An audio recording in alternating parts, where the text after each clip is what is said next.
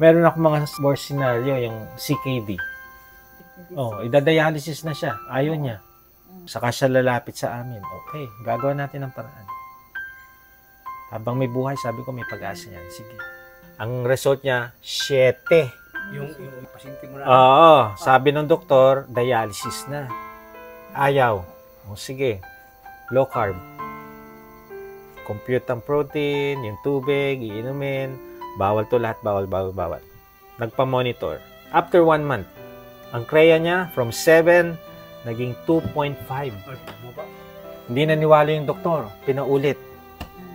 Naging 2.1. Hindi na siya Hindi na. Hindi na. Usually, pagka sasabihin ng doktor, dialysis ka, mag-ready ka na for dialysis, mga 3 or 4. Idadialysis ka na pagka tumaas pa doon. Eh, yun, 7. Sana, ano na yun, dialysis na yun. Oo, ayaw. Gumawa siya ng paraan.